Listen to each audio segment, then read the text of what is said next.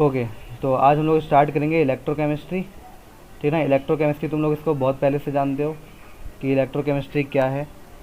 Actually में तुम लोग को मैंने क्लास 11th में रेडॉक्स सेक्शन पढ़ाया था, राइट, है ना। तो वो रेडॉक्स सेक्शन वो चैप्टर इसलिए पढ़ाया गया था ताकि हम लोग 12th क्लास में इलेक्ट्रोकेमिस्ट्री को पढ़ सकें। तो रेडॉक्स सेक्शन पूरा का पूरा यूज़ होगा इलेक्ट्रोकेमिस्ट्री में, ठीक है ना। तो रेडॉक्स सेक्शन में जितने भी मैंने पढ़ाए थे, रिएक्शन पढ़ाए थे मैंने, है ना, इलेक्ट्रोलाइसिस के बारे में बताया था और कुछ डिवाइसेस बना करके दिखाए थे और कुछ तो सिलेबस से कट गया था, है ना। लेकिन फिर भी मैंने किसी को पढ़ाया होगा कि सॉल्ट ब्रिज क्या होता है, उसका फंक्शन क्या होता है, एनोड क्या होता है, कैथोड क्या होता है ना। ये सब बेसिक बात मैंने तुम लोग को फिजिक्स और केमिस्ट्री दोनों में बता रखा है। तो वही कुछ बेसिक बात यहाँ पर है। तो देखिए यहाँ पे लिखा है इलेक्ट्रोकेमिस्ट्री, है ना। तो इलेक्ट्रोकेमिस्ट्री का मतलब क्या है ना। इलेक्ट्रो और केमिस्ट्री मतलब दो चीज़ से मिलकर बना हुआ है। इलेक्ट्रो मतलब इलेक्ट्रिकल एनर्जी और केमिस्ट्री मतलब केमिकल एनर्जी, है ना। तो इलेक्ट्रोकेमिस्ट्री में हम लोग क्या पढ़ेंगे भाई, inter conversion of chemical energy and electrical energy is called electrochemistry. तो तुमको इलेक्ट्रोकेमिस्ट्री का मतलब पता चल गया होगा। Electrochemistry is the branch of physical chemistry which deals with the study of inter conversion of chemical energy and electrical energy, ठीक है, राइट, ओके। अब देखो यहाँ पर है आपके पास इलेक्ट्रोकेमिकल सेल। एक्चुअली में जो कन्वर्जन है ना, कन्वर्जन ये किसी ना किसी डिवाइस में पढ़ना होगा, किसी ना किसी सेल में पढ़ना होगा कि किस तरीके से केमिकल एनर्जी इलेक्ट्रिकल में कन्वर्ट होती है और किस तरीके से इलेक्ट्रिकल केमिकल में कन्वर्ट होता है। तो भाई ये कन्वर्ट जो हो रहा होगा किसी सिस्टम के अंदर हो रहा होगा, किसी सेल के अंदर हो रहा होगा, that cell is called electrochemical cell. तो जिस सेल के अंदर केमिकल और इलेक्ट्रिकल एनर्जी का इंटर कन्वर्जन होता है उस सेल को हम लोग क्या कहते हैं, इलेक्ट्रोकेमिकल सेल कहते हैं। फिर यहाँ पे देखो इलेक्ट्रोकेमिकल सेल दो टाइप के होते हैं, गैल्वेनिक सेल, इसको आप वोल्टेइक सेल भी कह सकते हो, ठीक है ना, और दूसरा क्या है, इलेक्ट्रोलाइटिक सेल। तो आपके पास दो सेल हो गए हैं, ठीक है। हाँ बोलो। इलेक्ट्रोकेमिकल सेल दोबारा बताना जरा। एक मिनट रुक जाओ। हाँ तो मैं सेमी तुम पूछो केमिकल सेल में दोबारा बता दूँ, right. Electrochemical cell is the cell in which conversion of electrical energy and electrical energy occur, ठीक है ना।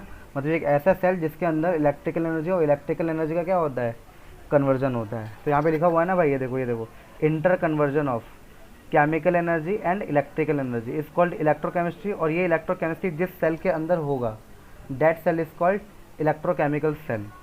तो इलेक्ट्रोकेमिकल सेल तो दो टाइप के होंगे, क्यों, क्योंकि देखो एक बार क्या होगा केमिकल एनर्जी इलेक्ट्रिकल में चेंज होगा और एक बार क्या होगा इलेक्ट्रिकल केमिकल में चेंज होगा, है ना भाई, इंटर कन्वर्जन हो रहा है ना। तो ये कन्वर्जन जो होता है सेपरेट होता है अलग अलग सेल में। अगर केमिकल एनर्जी इलेक्ट्रिकल एनर्जी में होगा कन्वर्ट, तो ये कन्वर्जन जो होगा वो एक स्पेशल सेल में होता है। उस स्पेशल सेल का नाम है गैल्वेनिक सेल और वोल्टेइक सेल। तो वोल्टेइक सेल कह लो या गैल्वेनिक सेल कह लो, एक ही बात है। तो वोल्टेइक सेल में केमिकल इलेक्ट्रिकल में कन्वर्ट होगा, ठीक है ना। वहीं पर जो दूसरा सेल है इलेक्ट्रोलाइटिक सेल, तो देखो इलेक्ट्रोलाइट, है ना, तो इलेक्ट्रोलाइटिक सेल में क्या होगा, इलेक्ट्रिकल केमिकल में चेंज होगा, मतलब उल्टा हो गया, है ना, उल्टा हो गया। समझ आया सर में तुम्हें? हाँ भैया। ओके। फिर देखो यहाँ पे लिखा है कि वोल्टेइक सेल में स्पॉन्टेनियस रेडॉक्स रिएक्शन होता है। स्पॉन्टेनियस नॉन स्पॉन्टेनियस रिएक्शन मैंने पढ़ा दिया है और रेडॉक्स रिएक्शन भी तुम लोग को पढ़ा दिया है। Redox reaction is the reaction in which both reduction and oxidation occur, है ना। और स्पॉन्टेनिटी आपको मालूम होगा, हम लोग in term of Gibbs free energy मतलब डेल्टा जी के टर्म में हम लोग डिफाइन करते हैं। जिस रिएक्शन की डेल्टा जी नेगेटिव होती है ना, वो रिएक्शन स्पॉन्टेनियस होता है, और जिस रिएक्शन की डेल्टा जी पॉजिटिव होती है वो रिएक्शन नॉन स्पॉन्टेनियस होता है ना। ये मैंने तुमको इक्विलिब्रियम में पढ़ाया था, राइट। हाँ भाई सुमित अहमद, सही कह रहा हूँ, है ना। तो हाँ, तो वहाँ पे डेल्टा जी, डेल्टा एच और डेल्टा एस, हाँ सही कह रहे हो, थर्मोडायनेमिक्स में पढ़ाया मैंने, ओके। तो गैल्वेनिक सेल में स्पॉन्टेनियस रिडॉक्स रिएक्शन होता है और इलेक्ट्रोलाइटिक सेल में नॉन स्पॉन्टेनियस रिडॉक्स रिएक्शन होता है। ये टर्म आपको याद रखना है। ओके। इसके बाद नेक्स्ट टर्म आ रहा है कंडक्टर्स, है ना। कंडक्टर्स किसे कहते हैं, है ना। कंडक्टर्स वो होते हैं जो इलेक्ट्रिक करंट को फ्लो करवाएं, है ना। तो conductance are the substance which allow electrical current, है ना, to flow through them are called conductors, है ना। कंडक्टर्स तो बहुत टाइप के होते हैं हमारे पास, ठीक है ना। जैसे हमारे पास एक मेटालिक कंडक्टर आ गया हो, इलेक्ट्रोलाइटिक। अब इलेक्ट्रोलाइटिक में तो बहुत सारे कंडक्टर हैं, वीक इलेक्ट्रोलाइट है, स्ट्रॉन्ग इलेक्ट्रोलाइट है, ठीक है ना। तो कंडक्टर के अंदर भी कुछ टाइप के कंडक्टर पाए जाते हैं। तो एग्जांपल मेटल हो गया, aqueous solution of acid base and salt. Aqueous solution किसका है? Aqueous solution of acid base and salt. और फ्यूज्ड सॉल्ट, है ना। एंड इम्प्योर वाटर, है ना। इम्प्योर वाटर मतलब पानी के अंदर पानी H2O मॉलिक्यूल के अलावा कुछ और भी मिनरल्स या आयन, है ना, या इम्प्योरिटी पाई जाएगी, है ना। तो उन मिनरल्स और आयंस के कारण, है ना, क्या होगा, ये इलेक्ट्रिकल एनर्जी क्या करेगा भाई? फ्लो करवाएगा, मतलब करंट को फ्लो करवाएगा। इतनी बात हो गई। फिर यहाँ पे देखो,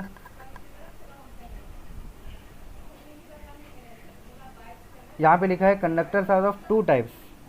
कंडक्टर दो टाइप के होते हैं, मेटालिक कंडक्टर जिसको हम लोग इलेक्ट्रॉनिक कंडक्टर भी कहते हैं, और दूसरा होता है इलेक्ट्रोलाइटिक कंडक्टर्स जिसको हम लोग आयनिक कंडक्टर्स भी कहते हैं, ठीक है ना। तो हम पहला पढ़ेंगे मेटालिक कंडक्टर्स के बारे में। देखो यहाँ पे लिखा है मेटालिक कंडक्टर्स। तुम लोग को पता है ना, मेटल के सरफेस पे फ्री इलेक्ट्रॉन्स होते हैं, है ना, और मेटल उन्हीं फ्री इलेक्ट्रॉन्स के द्वारा, है ना, इलेक्ट्रिसिटी को क्या करता है? कंडक्ट करता है, राइट। ये बात तो मैं तुम लोग को बहुत बार बता चुका हूँ। तो metallic conductors, the conductors which conduct electric current by the movement of electron. और वो इलेक्ट्रॉन कहाँ पे होता है? उनके सरफेस पे, और ये इलेक्ट्रॉन फ्री होते हैं। Without undergoing any chemical change, तो बिना किसी केमिकल चेंज के वो इलेक्ट्रॉन के द्वारा इलेक्ट्रिसिटी को कंडक्ट करते हैं। ऐसे कंडक्टर को हम लोग मेटल या मेटालिक कंडक्टर्स कहते हैं। तो सारे मेटल्स मेटालिक कंडक्टर्स करेंगे except graphite. Graphite special non metal है ना, जो इलेक्ट्रॉन के द्वारा कंडक्शन करवा देता है। तो यहाँ पे एग्जांपल हो गया कॉपर हो गया, ठीक है ना, सिल्वर हो गया, आयरन हो गया, एल्युमिनियम हो गया और ग्रेफाइट हो गया, राइट। कार्बन का 3 आइसोटोप होते हैं, इकलौता ग्रेफाइट है जो कंडक्टर की तरह बिहेव करता है, क्योंकि यहाँ पे कार्बन के 4 वैलेंस इलेक्ट्रॉन में से एक फ्री होता है ना। 3 तो बॉन्ड बना देते हैं लेकिन एक इलेक्ट्रॉन इसमें फ्री होता है। उसी सिर्फ सिंगल इलेक्ट्रॉन के फ्री होने के कारण ये ग्रेफाइट क्या कर देता है?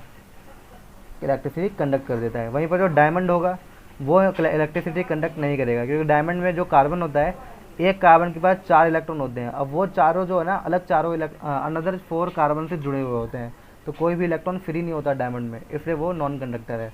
लेकिन ग्रेफाइट में एक इलेक्ट्रॉन फ्री होता है, ठीक है ना। चलो, मेनली इस चैप्टर में हम लोग को पता है क्या पढ़ना है? इलेक्ट्रोलाइटिक कंडक्टर्स ही पढ़ना है, ठीक है ना। इलेक्ट्रोलाइटिक कंडक्टर्स ही पढ़ना है, और इसमें इलेक्ट्रोलाइट्स के बारे में स्प्लिटिंग पढ़नी है ना, और डिपोजिशन पढ़ना है आयंस का इलेक्ट्रोड के ऊपर, और कुछ लॉस पढ़नी है, ठीक है ना। तो मेनली आपको सबसे ज़्यादा यहाँ पर जो ध्यान देना है वो है इलेक्ट्रोलाइटिक कंडक्टर्स। क्लियर? दो substances which conduct the electrical current through ions. तो इलेक्ट्रोलाइट क्या होते हैं भाई? जैसे स्ट्रॉन्ग इलेक्ट्रोलाइट और वीक इलेक्ट्रोलाइट हो गया, जैसे NaCl हो गया, है ना, HCN हो गया, है ना, एसिटिक एसिड हो गया। तो एक्चुअली में NaCl में से क्या मिलेगा मुझे? Na+ और Cl-, है ना। तो वो Na+ और Cl- क्या है भाई? आयंस हैं, है ना। तो इलेक्ट्रोलाइटिक कंडक्टर्स में इन्हीं आयंस के द्वारा इलेक्ट्रिसिटी को कंडक्ट कराया जाता है इन एक्वस सॉल्यूशन और molten state. Then such conductors are called electrolytic conductors, right. तो इलेक्ट्रोलाइटिक कंडक्टर्स में इलेक्ट्रोलाइट के आयंस के द्वारा कंडक्शन कराई जाती है। अब इलेक्ट्रोलाइट दो टाइप के होते हैं, ये भी पढ़ा रखा है मैंने तुमको, स्ट्रॉन्ग इलेक्ट्रोलाइट और वीक इलेक्ट्रोलाइट। स्ट्रॉन्ग इलेक्ट्रोलाइट वो होते हैं जो 100% आयन दे देते हैं डिसोसिएशन होने पर, और वीक इलेक्ट्रोलाइट वो होते हैं जो वो 100% आयनाइजेशन मतलब आयन नहीं देते हैं। जैसे NaCl क्या है? एक स्ट्रॉन्ग इलेक्ट्रोलाइट है। NaOH क्या है? एक स्ट्रॉन्ग इलेक्ट्रोलाइट है, मतलब उसको अगर हम तोड़ेंगे तो वो 100% हमें Na+ देगा और 100% हमें Cl- दे देगा। वीक इलेक्ट्रोलाइट वो होते हैं जो डिसोसिएशन में 100% आयन नहीं देते हैं। जैसे HCN है, HCN को जो तोड़ोगे तो H+ और Cn- तुमको मिलेगा, लेकिन ये 100% H+ नहीं मिलेगा और ना ही 100% Cn- मिलेगा, 100% नहीं मिलेगा। तो अगर 100% अगर आपको आयन मिल रहा है तोड़ने पे तो स्ट्रॉन्ग है, अगर 100% नहीं मिल रहा है तो क्या है? वो वीक है। समझ में आ गई बात? एक्चुअली में हाँ भैया। एक तरीके से ये रिवीजन है तुम्हारा, ठीक है ना। इसीलिए मैंने इसको लिखवाने में टाइम वेस्ट नहीं किया है, डायरेक्ट मैंने यहाँ पे इसको कॉपी लगा रखी है और इसको डायरेक्ट पूरा लाइन टू लाइन नोट कर लेना तुम लोग को। ओके, नेक्स्ट है डिफरेंस बिटवीन मेटालिक और इलेक्ट्रोलाइटिक कंडक्टर। अब दो कंडक्टर पढ़ा चुका हूँ, मेटालिक और इलेक्ट्रोलाइटिक। अब मेन डिफरेंस क्या है इन दोनों के बीच में, ठीक है ना। देखो मेटालिक कंडक्टर में मैंने बताया था मेटल के सरफेस पे फ्री इलेक्ट्रॉन होते हैं, उनके द्वारा कंडक्शन कराई जाती है। तो यहाँ पे चार्ज कैरियर्स क्या हो गए भाई, फ्री इलेक्ट्रॉन। चार्ज कैरियर मतलब वो चार्ज जो इलेक्ट्रिसिटी को कंडक्ट कराएंगे। इलेक्ट्रोलाइटिक कंडक्टर्स में आयंस के द्वारा होते हैं, तो free ions. Okay, metallic conductor में फ्लो ऑफ इलेक्ट्रिसिटी है ना, बिना किसी केमिकल चेंज के होता है ना। लेकिन इलेक्ट्रोलाइटिक कंडक्टर में क्या होता है भाई, केमिकल चेंज होता है, ठीक है ना। केमिकल चेंज होता है एट इलेक्ट्रोड्स। इलेक्ट्रोड पे जो इलेक्ट्रोलाइट होते हैं ना, NaCl या NaOH या H2SO4, वो टूट जाते हैं, है ना। उनके टूटने के कारण आयन मिलता है और इलेक्ट्रिसिटी कंडक्ट हो जाती है। फिर मेटालिक कंडक्टर में कोई भी ट्रांसफ़र नहीं होता है मैटर का, है ना, लेकिन वहीं पर इलेक्ट्रोलाइटिक में होता है आयन के फॉर्म में। और उस मैटर को बैलेंस कौन करता है, सॉल्ट ब्रिज करता है ना। मान लो इलेक्ट्रॉन, मान लो इस सेल से इस सेल में जा रहा है ना, इस कंटेनर से इस कंटेनर में जा रहा है, तो एक समय ऐसा आएगा यहाँ पे इस कंटेनर में इलेक्ट्रॉन ज़्यादा भर जाएगा, तो सॉल्ट ब्रिज वापस से ट्रांसफ़र कर देता था, राइट। मैंने तुम लोग को ऐसा पढ़ाया था। हाँ, सॉल्ट ब्रिज क्या होता है? सॉल्ट ब्रिज एक्चुअली में अमोनियम क्लोराइड, पोटासियम क्लोराइड और अगार जेल, इसका मिक्सचर होता है। इसको मिक्स करके एक हार्ड टाइप का हम लोग एक rod shaped you tube type का स्ट्रक्चर बनाते हैं, जो बैलेंसिंग का काम करता है सेल में, है ना। मान लो अगर आयंस, मान लो इलेक्ट्रॉन होगा, अगर लेफ्ट और राइट जा रहा है, अगर राइट साइड इलेक्ट्रॉन ज़्यादा हो गया तो उस इलेक्ट्रॉन को बैलेंस कौन करवाएगा, सॉल्ट ब्रिज। वो वापस से राइट से लेकर और लेफ्ट में भेज देता है। तो ये जो सॉल्ट ब्रिज का कॉन्सेप्ट था, आई थिंक क्लास 11th में वो डिलीट हो चुका था, लेकिन मैं उसको with diagram with proper explanation अभी मैं पढ़ा दूंगा तुम लोग को, राइट। आगे है हमारे पास विद डायग्राम्स, ठीक है। ओके, अब यहाँ देखो रेजिस्टेंस। देखो कंडक्टर है तो कंडक्टर में रेजिस्टेंस भी होगा। Resistant is the property due to which we can oppose the flow of electric charge और करंट। तो रेजिस्टेंस एक वो प्रॉपर्टी है जो इलेक्ट्रिक करंट और चार्ज के फ्लो को क्या कर देता है, कम कर देता है, रोक देता है। तो मेटालिक कंडक्टर में जो रेजिस्टेंस क्रिएट होती है वो कर्नल के वाइब्रेशन से होती है। Do you know what is the kernel? Kernel मालूम है तुम लोग को, कर्नल किसे कहते हैं? तुम्हें, तुमको मालूम है? नहीं भैया। चलो मैं तुमको बता दे रहा हूँ, ठीक है। देखो कुछ नहीं है, कर्नल के, अरे क्या बोल रहा है ये, देखो मैं डायग्राम बना के बता देता हूँ तुम लोगों को। बहुत अच्छा चैप्टर है ये, लेकिन इस क्लास में अगर एक भी क्लास अब्सेंट हुआ ना भाई साहब, समझो बच्चा वहीं ख़त्म हो जाएगा, ठीक है। उसको फिर अगले क्लास से कुछ समझ नहीं आएगा। ऑनलाइन क्लास है तो रिकॉर्डिंग मिल जाती है, ऑफलाइन में ये सुविधा नहीं हो पाएगी तुम्हारे पास। तो देखो यहाँ पर मान लो ये अब मेटल है हमारे पास, मेटल के सरफेस पे क्या होता है भाई, फ्री इलेक्ट्रॉन होता है, राइट। उस फ्री इलेक्ट्रॉन को मैं ग्रीन कलर से दिखा रहा हूँ,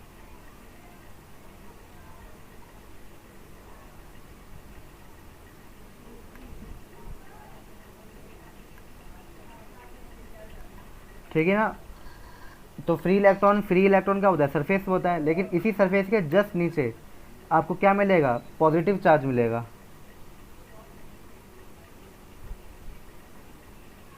तो इस इलेक्ट्रॉन को हल्का सा बाइंड करके रखता है।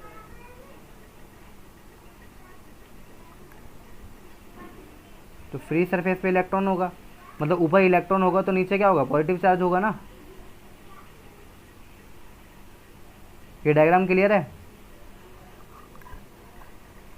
हाँ भाई, ये डायग्राम क्लियर है? कुछ पूछना है इस डायग्राम में तुम्हें? हाँ भैया। नहीं पूछना है इस डायग्राम में? देखो ये कर्नल है, तो इसी पॉजिटिव चार्ज को हम लोग क्या कहते हैं, कर्नल कहते हैं, ठीक है ना। कर्नल की एक और डेफिनेशन है, ठीक है ना। कर्नल की एक और डेफिनेशन है, द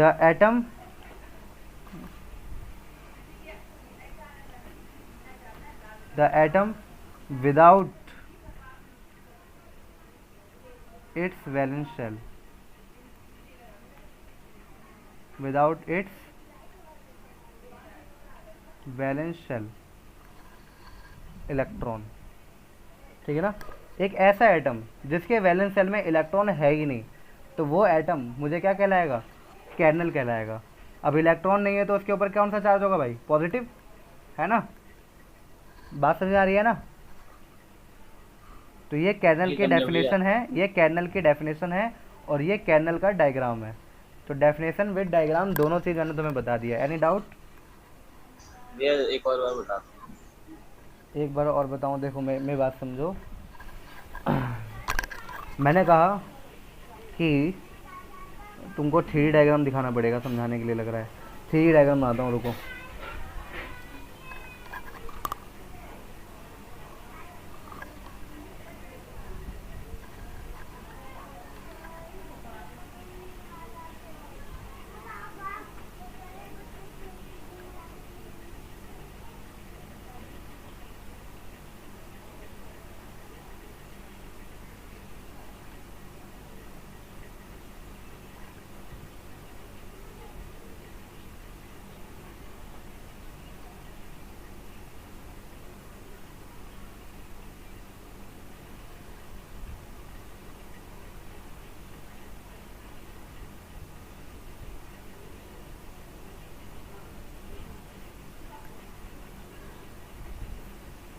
ठीक है ना, लगभग 3D डायग्राम बन गया है। ठीक है, मैं कह रहा था कि मेटल के सरफेस पे फ्री इलेक्ट्रॉन होता है, तो मैं ऊपर इलेक्ट्रॉन दिखा रहा हूँ फ्री सरफेस पे फ्री इलेक्ट्रॉन है। इन इलेक्ट्रॉन को, है ना, अगर ऊपर इलेक्ट्रॉन है तो इसके नीचे क्या होगा, प्रोटॉन होगा, जो इसको हल्का सा बाउंड करके रखा होगा नहीं होगा, है ना। फिर नीचे वाले सरफेस पे भी क्या होगा, फ्री इलेक्ट्रॉन होगा, राइट। ये मेटल की प्रॉपर्टी होती है, ठीक है ना। तो ये जो पॉजिटिव चार्ज दिख रहा है ना तुमको, डेट इज कर्नल, इसी को हम लोग कर्नल कहते हैं, ठीक है ना। इसी को हम लोग क्या कहते हैं, कर्नल कहते हैं। ये डायग्राम हो गया। लेकिन अगर मैं इसकी डेफिनेशन की बात करूं तो डेफिनेशन क्या होगा, atom without valence shell electron. अगर किसी एटम के वैलेंस सेल में अगर इलेक्ट्रॉन नहीं होता है तो वो एटम क्या कहलाता है, कर्नल कहलाता है। क्या कहलाता है वो, कर्नल, ठीक है ना। तो मैंने यहाँ डेफिनेशन लिखा था, देखो, the atom without its valence shell electron is called kernel. अभी भी नहीं आया? आ गया भैया। तो ये कर्नल की डेफिनेशन है और ये कर्नल का डायग्राम है, ये कर्नल का डायग्राम है। तो देखो विदाउट इलेक्ट्रॉन है ना, मतलब इलेक्ट्रॉन नहीं होगा तो क्या होगा, पॉजिटिव चार्ज होगा, है ना। तो इस पॉजिटिव चार्ज को मेटल के अंदर मैं क्या कहूँगा, कर्नल कह दूंगा। बताओ यहाँ पे कोई इलेक्ट्रॉन है, यहाँ पर नहीं है ना, इलेक्ट्रॉन तो सरफेस पे है, यहाँ तो कोई चार्ज ही नहीं है। जब कोई चार्ज नहीं है तो इस पॉइंट को मैं क्या कह दूंगा, कर्नल कह दूंगा, ठीक है। अरे भाई सबको समझ में आ गया? आ गया भैया। ठीक है ना। तो यहाँ पर रेजिस्टेंस जो होगा वो पॉजिटिव चार्ज के वाइब्रेशन के कारण होगा, मतलब कर्नल के कारण होगा, ठीक है, ओके। वहीं पर इलेक्ट्रोलाइटिक कंडक्टर में जो रेजिस्टेंस होगा वो आयन के अट्रैक्शन के कारण होगा, ठीक है ना, और मीडियम के विस्कोसिटी के कारण होगा। तो इलेक्ट्रोलाइटिक कंडक्टर में रेजिस्टेंस के दो कारण, है ना, इंटर आयनिक अट्रैक्शन और दूसरा क्या है, viscosity of the medium. Viscosity तो मैंने तुमको पढ़ा दिया था क्लास 11 में फिजिक्स में, राइट। विस्कोसिटी ईटा को कहते हैं ना, ठीक है भाई। तो विस्कोसिटी क्या करता है, फ्रिक्शन को इंक्रीज करता है। विस्कस मीडियम, है ना, विस्कोसिटी मतलब विस्कस मीडियम, ऐसा मीडियम जहाँ पे फ्रिक्शन बहुत ज़्यादा होगा। फ्रिक्शन मतलब रेजिस्टेंस बहुत ज़्यादा होगा, वो आयन को फ्लो ही नहीं होने देगा। तो वर्ड से तुम्हें समझ में आना चाहिए, ठीक है ना। फिर देखो मैंने, हाँ भैया ये वाइब्रेशन ऑफ कर्नल की वजह से रेजिस्टेंस कैसे होगा? देखो जब वो वाइब्रेशन करेंगे ना कर्नल, तो इलेक्ट्रॉन जो फ्री है ना वो फ्री नहीं हो पाएगा, वो बाउंड होने की कोशिश करेगा, देखो मैं समझा रहा हूँ तुम्हें, तुमने पूछा कि वाइब्रेशन, जब ये पॉजिटिव चार्ज वाइब्रेट करेगा तो रेजिस्टेंस कैसे बढ़ेगा। मान लो यहाँ पर इस डायग्राम, ये वाला हिस्सा देखो, बस ये वाला हिस्सा देखो, इसको जूम कर रहा हूँ यहाँ पे, ठीक है ना। ऊपर क्या है, इलेक्ट्रॉन है, ठीक है ना, और नीचे क्या है भाई, पॉजिटिव चार्ज है, ठीक है ना। अगर वाइब्रेशन होता है, वाइब्रेशन होने के कारण या तो ये नीचे जाएगा पॉजिटिव चार्ज, या तो ऊपर जाएगा। अगर मान लो नीचे भी इलेक्ट्रॉन है और ऊपर भी इलेक्ट्रॉन है, इस केस में पॉजिटिव चार्ज कहीं भी मूव करेगा तो क्या होगा, अट्रैक्शन होगा कि नहीं होगा। हाँ भाई, इन दोनों का अट्रैक्शन होगा कि नहीं होगा। और जब इलेक्ट्रॉन इससे बाइंड कर जाएगा, अट्रैक्ट होकर, क्या ये इलेक्ट्रॉन मूव कर पाएगा, नहीं कर पाएगा ना। पॉजिटिव चार्ज क्या कर लेगा, अपनी तरफ खींच लेगा उसको, और जब खींच लेगा तो ये इलेक्ट्रॉन मूव नहीं कर पाएगा, और जब मूव नहीं कर पाएगा तो कंडक्शन हो नहीं पाएगा। इसका मतलब रेजिस्टेंस बढ़ गया है, ठीक है ना। तो या तो ऊपर जाए या नीचे जाए, दोनों केस में क्या होगा, वो इलेक्ट्रॉन के पास आ जाएगा, और इलेक्ट्रॉन के पास आने के कारण इलेक्ट्रॉन को वो पॉजिटिव चार्ज अपनी तरफ अट्रैक्ट करेगा और उसको मूव होने नहीं देगा, बाइंड कर लेगा, जिसके कारण चार्ज फ्लो नहीं हो पाएगा, कंडक्शन नहीं हो पाएगा। That is called resistance of the conductor. हाँ भाई, ठीक है, ठीक है या नहीं है, फटाफट बताओ। भैया हो गए। तो अभी मैंने कहाँ पढ़ाया था तुम लोग को, केमिस्ट्री के फर्स्ट चैप्टर में पढ़ाया था, सॉलिड स्टेट में, है ना। 3 चीज़ पढ़ाई थी मैंने, याद है, कंडक्टर, इंसुलेटर और सेमी कंडक्टर। और सेमी कंडक्टर में भी 2 टाइप पढ़ाया था, एन टाइप सेमी कंडक्टर और पी टाइप सेमी कंडक्टर। तो कंडक्टर हो, चाहे इंसुलेटर हो, चाहे सेमी कंडक्टर हो, है ना, मैंने वहाँ पे तुम्हें तीनों के लिए बता दिया था कि टेम्परेचर बढ़ाने पे कब क्या होगा, विद फॉर्मूला बताया था, ठीक है ना। अगर तुमने भूल गए हो तो जाकर वीडियो को ज़रूर देखना, वहाँ पे मैंने विद न्यूमेरिकल विद फॉर्मूला बताया है। तो यहाँ पे भी लिखा हुआ है, रजिस्टेंस मेटालिक कंडक्टर का इंक्रीज हो जाता है with the increase in temperature. तो अगर मैं टेम्परेचर बढ़ाऊँगा तो मेटालिक कंडक्टर का रजिस्टेंस क्या होगा भाई, इंक्रीज हो जाएगा, ठीक है ना। वहीं पर इलेक्ट्रोलाइटिक कंडक्टर का रेजिस्टेंस क्या होगा, डिक्रीज हो जाएगा। क्योंकि देखो, अगर टेम्परेचर बढ़ाता हूँ इस केस में, है ना, मेटल के केस में अगर मैं टेम्परेचर बढ़ाता हूँ तो टेम्परेचर बढ़ाने के कारण इलेक्ट्रॉन बहुत जल्दी क्या होंगे, अपने आप को कोलाइड करेंगे, और इलेक्ट्रॉन के कोलिजन होने के कारण रजिस्टिविटी क्या हो जाएगा भाई, बढ़ जाएगा, और रजिस्टिविटी बढ़ेगा तो रेजिस्टेंस बढ़ जाएगा। यही तो बताया था मैंने तुम लोग को।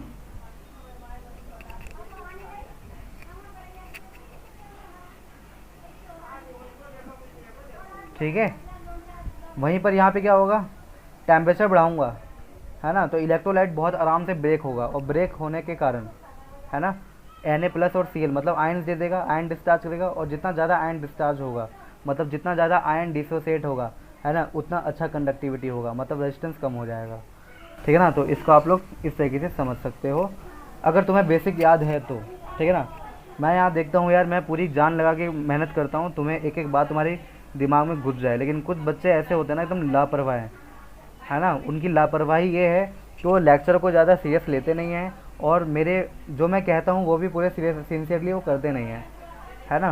अभी मैं उस बात पे आता हूँ, पहले मैं एक लाइन और पढ़ा देता हूँ। मेटालिक कंडक्टर्स, है ना, ये फ्राइडेज लॉ ऑफ इलेक्ट्रोलाइसिस को फॉलो नहीं करता है। फ्राइडे लॉ ऑफ इलेक्ट्रोलाइसिस केवल और केवल इलेक्ट्रोलाइटिक कंडक्टर में अलाउड होता है, तो इलेक्ट्रोलाइटिक कंडक्टर फॉलो करेगा फ्राइडेज लॉ ऑफ इलेक्ट्रोलाइसिस, वहीं पर मेटालिक कंडक्टर नहीं करेगा। तो फ्राइडेज लॉ ऑफ इलेक्ट्रोलाइसिस होता क्या है वो मैं आगे पढ़ाऊंगा, ये एग्जाम में 3 नंबर का आता है ना। इस फ्राइडे लॉ में भी 2 पार्ट हैं और 2 क्या बोलते हैं, फॉर्मूला है और उसके एग्जाम्पल हैं। क्या कह रहा है अबे?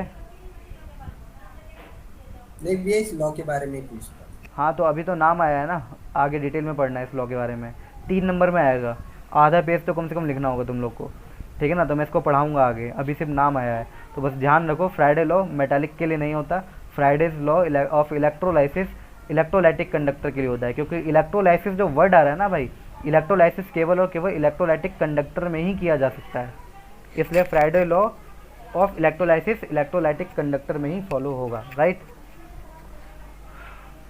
इतनी बात समझ आ गई तुम लोग को?